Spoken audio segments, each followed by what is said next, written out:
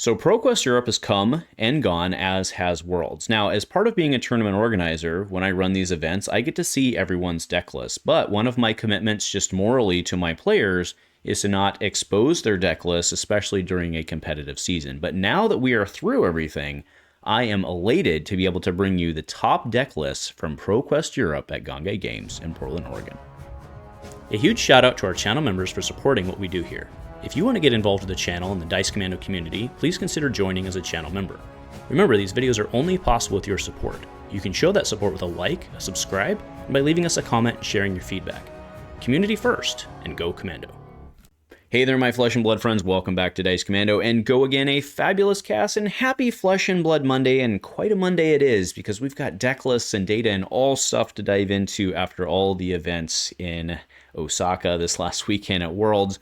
But today I'm actually going to dogpile on that and throw 7 more deck lists into the mix, and some good ones coming out of our ProQuest Europe event at Gongaii Games in Portland, Oregon, USA. And that was a couple weeks ago, but as I mentioned in the intro, I always commit to these individuals to A, getting their permission to share the list first, and then B, also waiting until the end of the season in case they want to run the same deck and not giving away tech. It's, again, I have access to the list, and it wouldn't be fair to just scan, copy, and put it on the internet, or at least I don't feel it would be morally fine. So it's a me issue.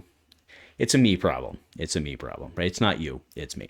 Anyway, that is where we're at. Now, as we get into this, I do want to remind you folks that we are inching ever closer to the Calling Portland coming November 22nd to November 24th, my hometown, that's right, along with the first ever Commoner format Battle Hardened. And I'm so pleased to announce that I am able to give away a free entry to that Commoner Battle Hardened here on this channel. And it's super easy to win, to enter yourself to win.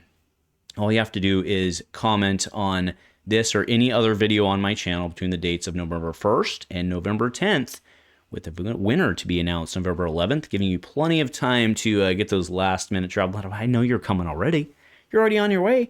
It's just a bonus. Then you can play the Calling, and then if you don't top 8, which I know you will, then you get a free entry into the Battle Hardened, the Commoner event. But you might even drop. You'll drop from that top 8 to go play in the Calling, or play in the Battle Hardened, because you know you will. Anyway, so just a reminder of our top 8 players at that event. We had Justin Salmon in first place coming out of Swiss on Aurora.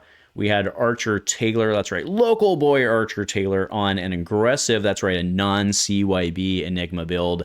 In third place, we had Jude Cornett, also on Enigma. He was very much the CYB Fatigue build. In fourth place, we had Sean Burke, who ended up taking it all down. That's right, Excitement and Thumbs Up. Fifth place on Viscerai, we had Stephen Murphy, a.k.a. Pile O Rune Chance. That's right, so appropriate on his Rune Blades. In sixth place, we had Arthur Mills. That's right, slinging arrows, and he knows how to do that. We've also seen him take down other PQs this season. Congratulations. Seventh place, we had Corwin Benton on Fiery Kano. And in eighth place, we had Mint Carroll on Dash.io. Now, as I mentioned, there are 7 decks I'm going to be covering tonight. The reason that's 7 is because this event was before the Dash.io deck released. So Mint's deck it's old. It's retired. And I also was not able to get in touch with Mint to get permission, so the whole thing kind of worked out anyway. So we'll be covering the other 7 decks tonight, and I'm super excited to go through those. So let's just go ahead and dive right in. Now, again, I just want to remind you, yes, the links are below. Give me a like, right? We're throwing 7 deck lists at you. Give me a like, give me a sub if you haven't already, but I know you already have, all right? So let's go ahead and get into it, all right?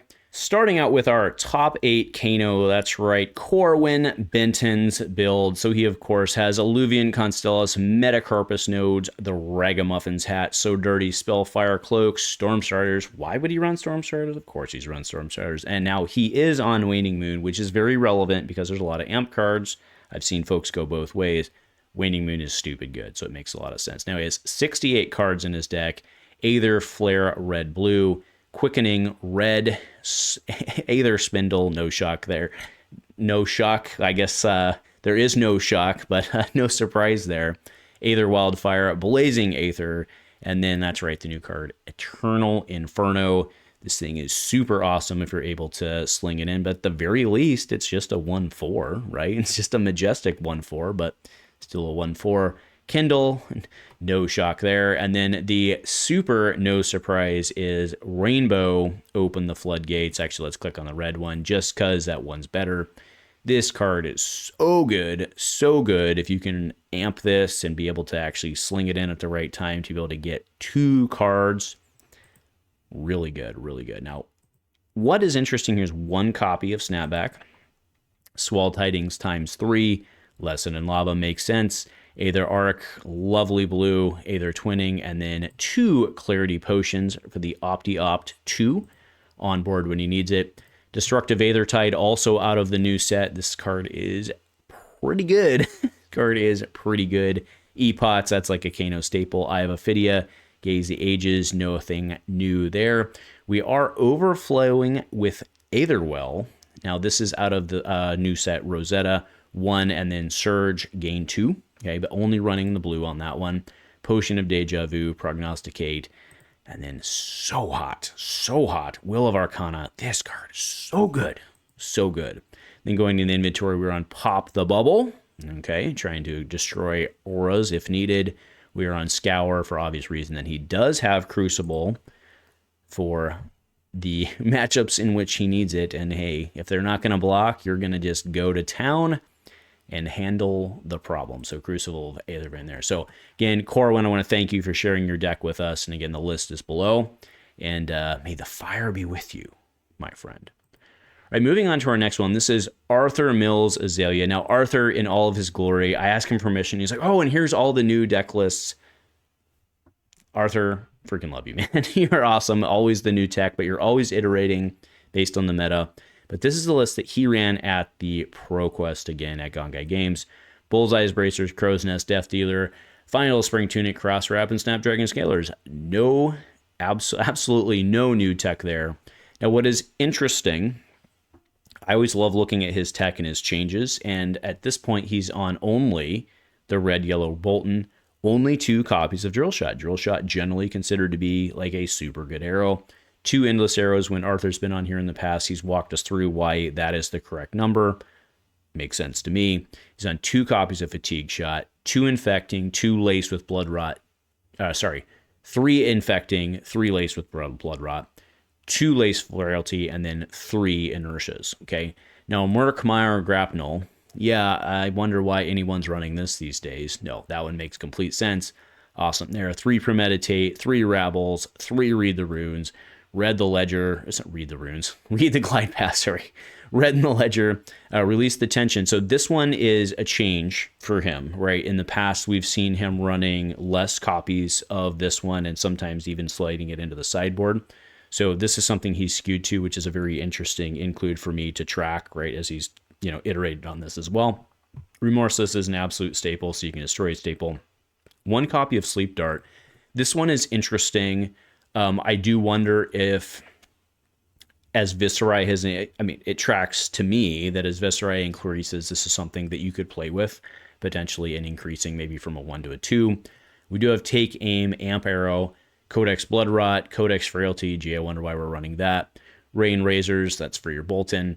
And then Knock the Death Whistle. And then one thing that has changed from previous visits we've had with him, which again was many, many moons ago, was 1 copy of Spire Blue. And then going into the inventory, run Battering Bolt, Feign Death ×2, Tar Pit Trap, the Longbow Half Glove, and then, of course, Spell Fray Cloak for the Spell Void, 1 on the chesty chest.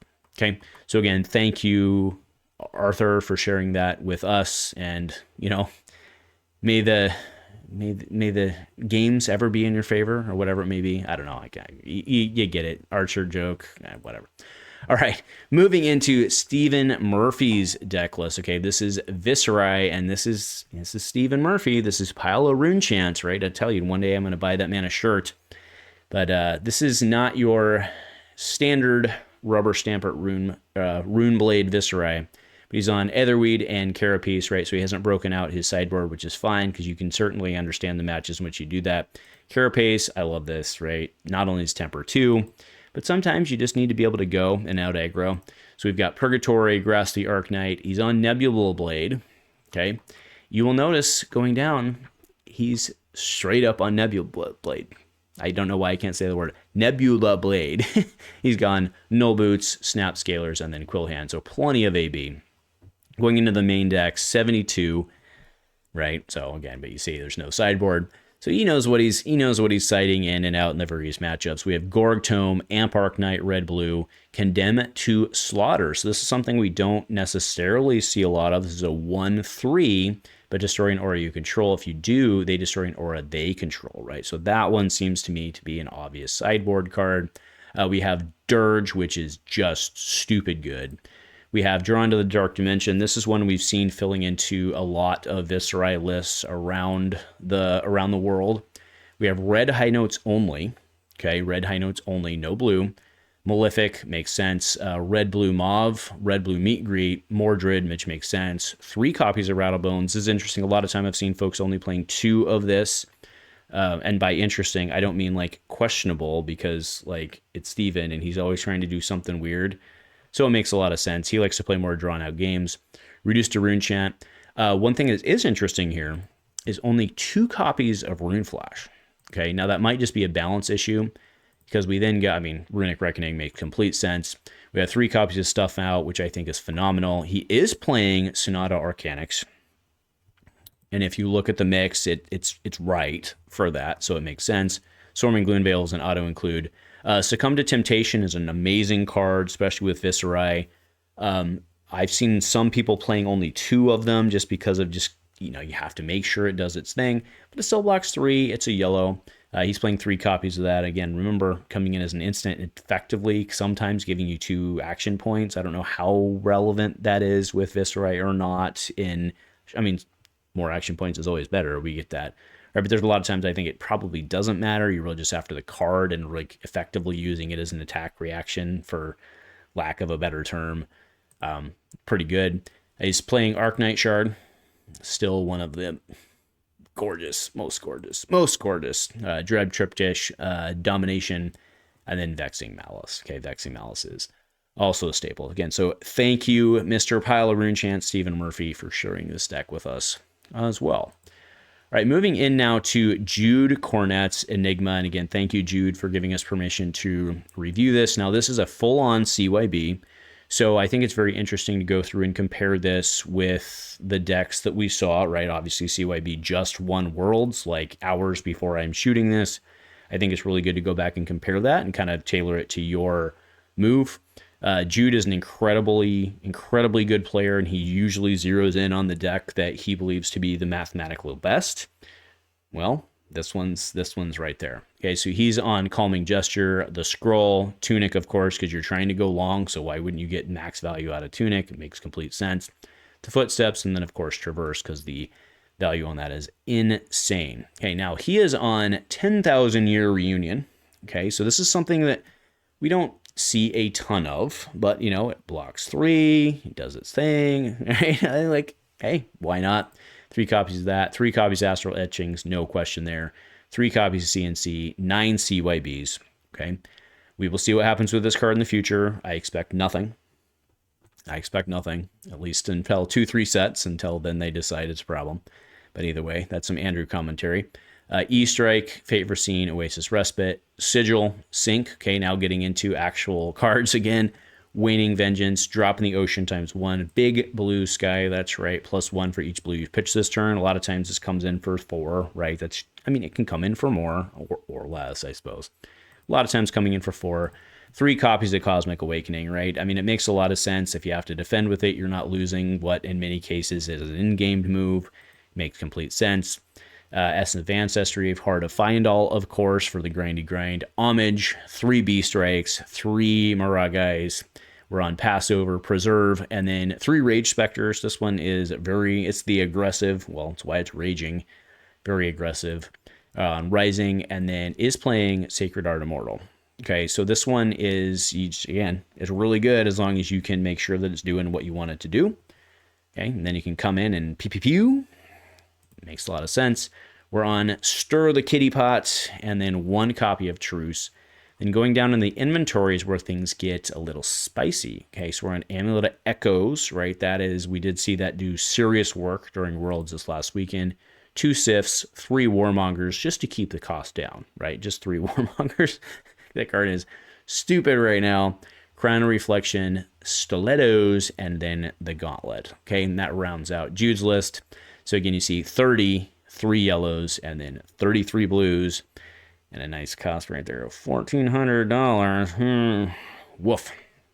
But again, you look at what's in the deck, it's a lot of really good value, and it's almost how things track. All right, moving in next now to Archer Taylor's Enigma. Okay, so I wanted to look at, I know I'm breaking the order a little bit, but I wanted to look at the Enigmas back to back as a comparison, right? So bear with me as we go through that. Now, Archer is on Gesture, Scroll, Tunic, but he's playing Meridian Pathway. When we look at the boots and the hood, obviously that's inventory slot, and then Footsteps and Traverse. Okay, so the pathway is very much a difference there, right? And you have to have pitched She to be able to get the word out of it. Now, a lot of times, remember, him going aggressively, he's trying to do things like get the, like we'll skip down astral etchings, right? What he's trying to do to be able to hit you, right, and be able to do his thing is he actually wants to throw stuff like, oh, sorry, not etchings. Where's the other one? Apologies. Here we go. That's what I was looking for. Waning Vengeance. My apologies. So what he wants to do is throw that down, use it as, pitch a blue to be able to do that, do something else.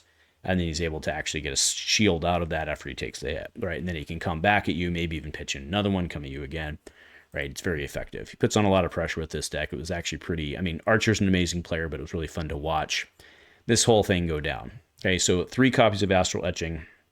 Now, what's interesting here, right? So he has no inventory broken out, but there's only 2 CNCs.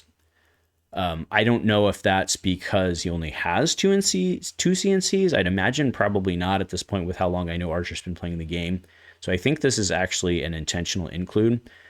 2 Fates, 3 Metamorphs. Okay, so again, you can see we're going a little more aggressive here. We've got, as compared to Jude's deck, to my point, Miraging times 3, Phantasmaclasm times 3. Now, Phantasmaclasm giveth and taketh away, as it may be.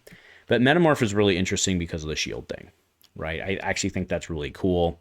I should say copy over an aura you control, which is at minimum a shield thing. Right, that's the better way to say that.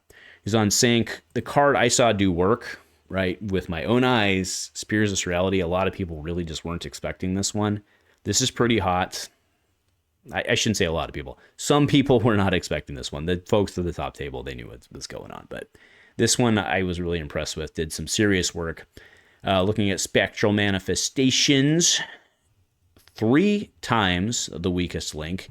I am wondering if, that's not something you'd go 3 to 2 in at this point in time. Aurora being who she is, she has a fair amount of them, but doesn't always have them in her hand. So I do wonder if you'd go 3 CNC and 2 weakest links. Archer, if you're watching this, I know you often do. Let us know below your thoughts where you stand today. We're, of course, on Vengeance and then Waxing Spectre. Dissolve Reality. This is I played Archer 2 weeks ago, and God, this card's dirty, so dirty. Coalescence, of course. Drop in the Ocean. We're on Essence of Ancestry. Hold the line blue, very typical there to be able to do the thing you do, and then go in. Okay, B Strike, Miragai, and then Moon Chakra. Passover, Path Well Traveled, Preserved Tradition, Rage Spectre times 3. Ripple Away times 2, that's an obvious sideboard card. Rising, and then, of course, Sacred. And then, of course, the spicy tech.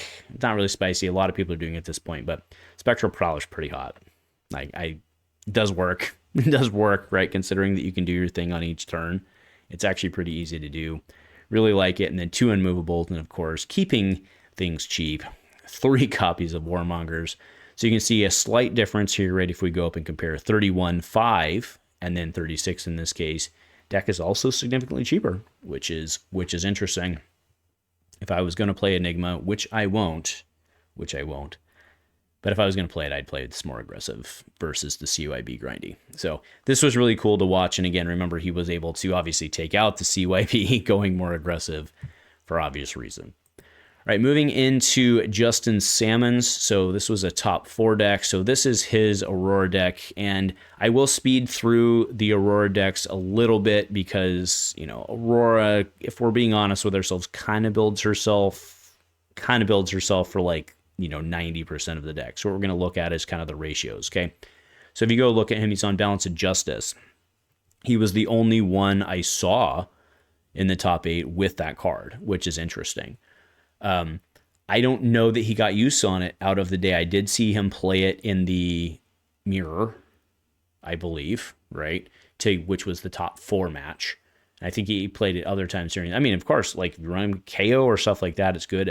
I think it's a reasonable bet versus in the Aurora mirror. I think it makes sense. Okay, but again, it's a slot you got to use up when you're also running Providence.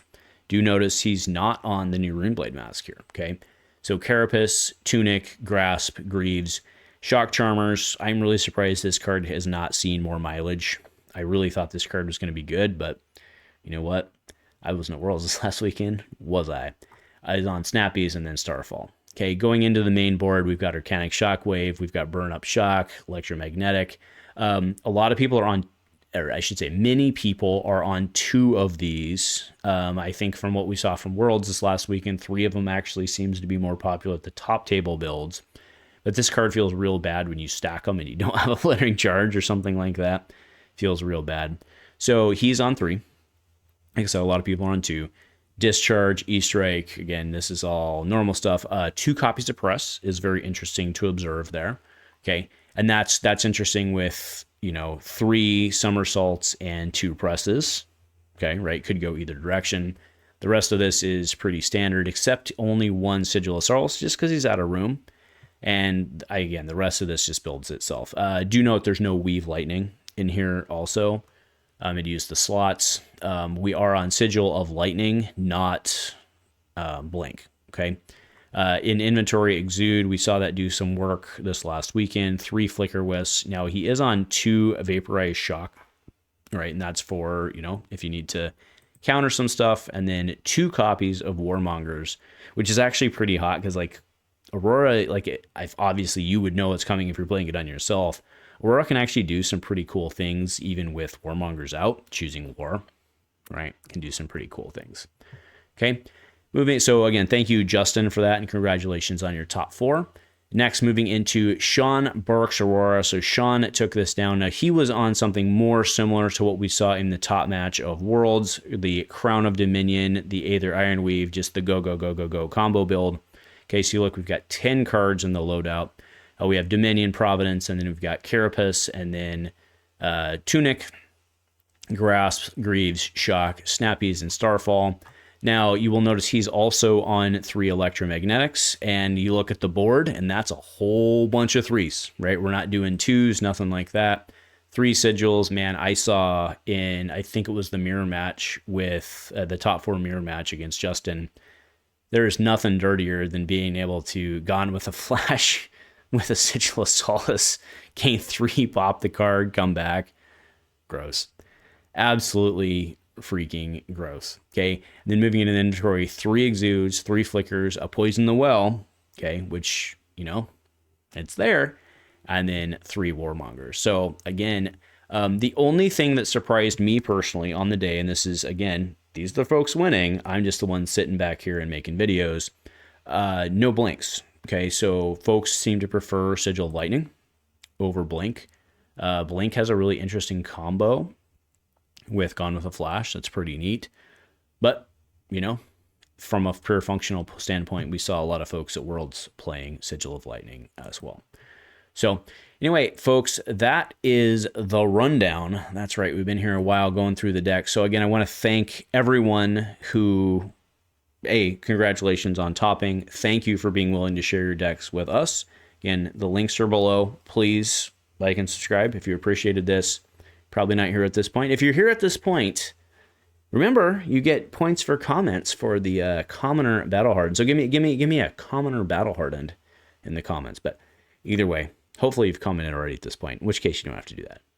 Thank you, and go Commando.